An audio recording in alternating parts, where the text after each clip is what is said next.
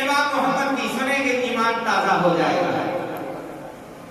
حضرت امام محمد بصرہ کے بازار میں جا رہے ہیں، امام محمد بصرہ کے بازار میں جا رہے ہیں، تمام کے تمام لوگ یہودی مذہب کے ہیں، گنتی کے ایک دو مسلمان ہیں، سارے کا سارا بازار عیسائیوں کا بھرا ہوا ہے، لیکن امام محمد بازار میں داخل ہوتے ہیں، پڑھتے پڑھتے گزر جاتے ہیں، کسی کو دعوت تبلیغ نہ کی، کسی کو کلمہ پڑھنے کا نہ کہا، کسی کو ذکر کرنے کا نہ کہا، بازار میں داخل ہوئے، پڑھتے پڑھتے نکل گئے، جیسے جیسے پڑھتے پڑھتے نکل کر جاتے جاتے ہیں، دکانوں پہ بیٹھنے والے دکانیں چھوڑ کر پیچھے پیچھے آتے ہیں، ہر ایک کی زبان پہ نبی کا کلمہ جاری ہے، ہر ایک کی زبان پہ نبی کا کلمہ جاری ہے۔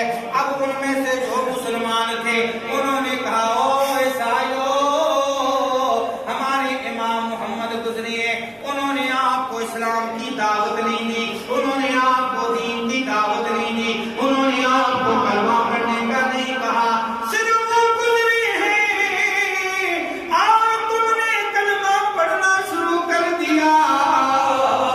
بازار کے لوگ کہتے ہیں، او مسلمانوں، ہم نے تمہارا چھوٹا محمد دیکھا ہے، امام محمد چھوٹا دیکھا ہے، ہمارے دل میں خیال آیا اگر ان کا چھوٹا محمد اتنے نور والا ہے تو بڑا محمد کتنی شان والا ہوگا۔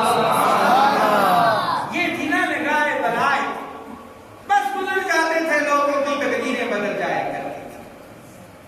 دوستوں، بزرگوں اور عزیزوں،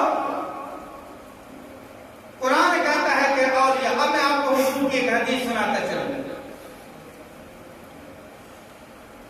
سرکار دو عالم صلی اللہ علیہ وسلم نے ارشاد فرمایا، میرے پیارے صحابہ، میں تمہیں ایک بات نہ بتاؤں؟ عرض کی، یا رسول اللہ ضرور بتائیں۔ آپ نے ارشاد فرمایا، جب تم جنت کے محلوں سے گزرو تو کچھ کھا پی لیا کرو۔ عرض کی، یا رسول اللہ جنت کے محل کیا ہے اور کھانا پینا کیا ہے؟ میرے آقا نے ارشاد فرمایا، یہ جو آل اللہ ذکر کرتے ہیں، یہ جو حلقے بنے ہوئے ہوتے ہیں نا، یہ جنت کی کیاریاں ہیں، اور ان سے جب گزرو تو کچھ کھا لیا کرو، ذکر کر لیا کرو۔ اور میرے آقا ارشاد فرماتے ہیں، خیارکم الذین اذا ذکر اللہ، اللہ کے نیک بندے کی نشانی یہ ہے کہ جب تم اس کا چہرہ دیکھو تو چہرہ دیکھتے ہی رب یاد آ رہا ہے۔ خیارکم الذین، ان لوگوں کو جب دیکھو، اذا رأوا ذکر اللہ، جو اللہ کا ذکر کرتے ہیں، اور اللہ کا جو ذکر کرتے ہیں، جب ان کو دیکھو رب یاد آ جائے تو سمجھ لو یہ اللہ کے دوست ہیں۔ اب 1400 سال میرے آقا کے عرصہ بیت چکا ہے، لیکن آج بھی دنیا میں اسلام باقی ہے۔ میں مطالعہ کر رہا تھا خواجہ معین الدین چشتی اجمیری کی زندگی کا، آخر اللہ نے انہیں کیا چیز دی ہے۔ اجمیر سے اٹھتے ہیں، لاہور میں آتے ہیں، لاہور میں آ کر ڈیرا لگا لیتے ہیں، داتا علی اجمیری کی قبر کے پاس 40 دن کا چلہ کاٹتے ہیں، اور وہ چلہ کا آج بھی موجود ہے، اور اس کے بعد لکھ دیتے ہیں، گنج بخش فیض عالم مظہر نور خدا، نا کسارا پیر کامل کام دارا رہنما۔ آپ فرماتے ہیں، او لوگو، یہ وہ جگہ ہے جہاں سے فیض ملتا ہے۔ دنیا والوں نے کہا داتا تو صرف اللہ ہے، میں بھی کہتا ہوں، لیکن داتا کا لفظی معنی دیکھو، داتا اللہ کو نہیں کہتے، داتا دنیا میں دینے والے کو کہتی ہے، جو ساری کائنات کو دیتا ہے وہ ساری کائنات کا رب ہے۔ ساری کائنات کو جو دیتا ہے وہ رب ہے، اور رب نے اپنے کرم سے ان کو عطا کیا۔ حضرت سلیمان علیہ السلام کا زمانہ دیکھو، سلیمان علیہ السلام کا زمانہ قرآن کریم میں سورہ 19 پارے میں اس کا ذکر ہے۔ حضرت سلیمان علیہ السلام کا زمانہ ہے، وادی نمل سے گزرتے ہیں اور چونٹیاں زمین پہ ہیں، 7 میل کا فیصلہ ہے۔ آپ جب گزرتے ہیں تو چونٹیاں ایک دوسرے کو کہتی ہیں، اور چونٹیوں اپنی اپنی بلوں میں گھس جاؤ، کہیں لشکر سلیمان تمہیں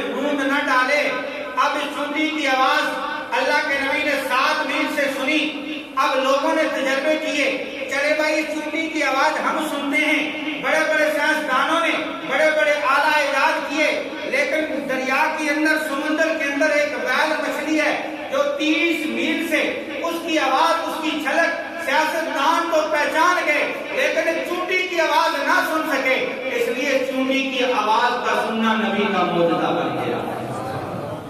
آپ کے دور میں آپ نے سب کو جمع کیا، جمع کرنے کے بعد فرمایا اور لوگوں مجھے تخت بلقیس چاہیے۔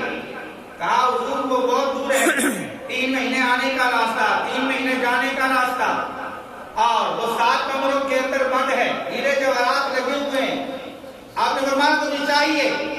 ایک جن کھڑا ہوا، قرآن کہتا ہے قال عفریت من الجن، عفریت نامی جن کھڑا ہوا، کہنے لگا اے سلیمان کو تخت میں لا کر دے سکتا ہوں۔ فرمایا کتنی دیر میں؟ راستہ 6 مہینے کا ہے۔ عرض کی حضور یہ محفل ختم ہونے سے پہلے میں لا کر دے سکتا ہوں۔ آپ نے فرمایا نہیں، مجھے اس سے جلدی چاہیے۔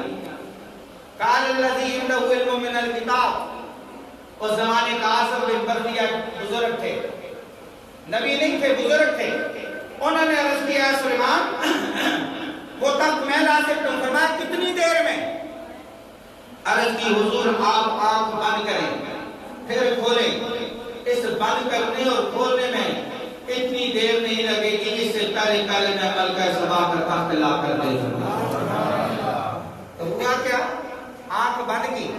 آصف بن برقیہ کا یہ ذہن تھا کہ آنکھ بند کریں گے، توجہ میری طرف فرمائیں گے، اس توجہ سے یہ محل آ جائے گا۔ جب توجہ کی تو حضرت آصف بن برقیہ نے وہ 6 مہینے کا راستہ دور کا آپ نے آنکھ کے چپکنے میں وہ تخت لا کر سامنے کھڑا کر دیا۔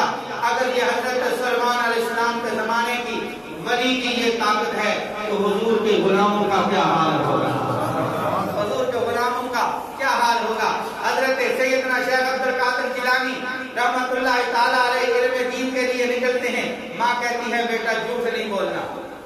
راستے میں ڈاکوؤں نے لوٹ لیا، کہا میرے پاس بھی 40 درم ہیں، اور انہوں نے کہا آپ کے پاس کدھر؟ جناب میرے پاس ہیں۔ کہا جھوٹ کیوں نہیں بولا؟ آپ نے فرمایا مجھے میری ماں نے جھوٹ بولنے سے منع کیا ہے، جھوٹ بولنے سے منع کیا ہے۔ اب یہ وہ تقویٰ تھا کہ وہ پورے کا پورا گروہ